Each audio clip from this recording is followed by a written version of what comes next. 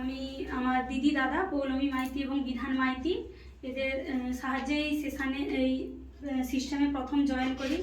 আমার সমস্যা ছিল আমার ওভারওয়েট, আমার ওয়েট ছিল 70 কিলো এবং পিরিয়ডসের প্রবলেম ছিল অনেক এবং মাইগ্রেনের প্রবলেম ছিল আর এনার্জি লস প্রচুর হতো। তখন স্কুল টিউশন ক্লাস 11 প্রচুর স্কুল টিউশন থাকতো, তো শুধু মানে সারাদিন স্কুল টিউশন করার পর রাতে পড়তে পারতাম না, ঘুমিয়ে যেতাম, প্রচুর প্রবলেম ছিল। এই সেশানে জয়েন করার পর প্রায় 6-7 মাসে আমার ওয়েট কমে হয় 58 এবং তারপর আমি একটা দুর্ঘটনাবশত যাই হোক এই সেশান থেকে বের হয়ে যায়। তখন ওয়েট ছিল 56 কিলো ওয়েট নিয়ে এই সেশান থেকে বের হয়ে যায়।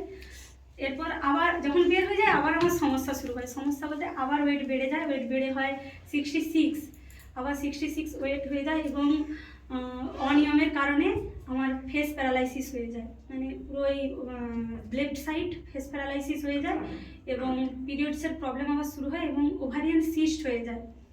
তারপর আবার আমার দিদি দাদা বলে তুই আবার সেশানে জয়েন কর, দেখবি অনেক সুস্থ থাকবি। সত্যি আমি আবার এই 5-6 মাস হলো সেশানে জয়েন করেছি। এখন আমার ওয়েট আবার কমেছে, 62 কিলো ওয়েট হয়েছে, ফেস প্যারালাইসিস একদম ঠিক হয়ে গেছে, নার্ভের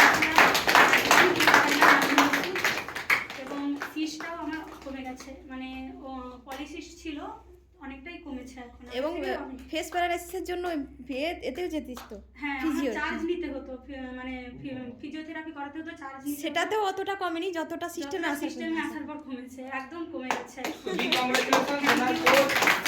হ্যাঁ, ওদের বলতে বিধানকে ইনভাইট করব। বিধান আর পৌলমী দুটো। আচ্ছা, ওকে, কংগ্রাচুলেট করার জন্য।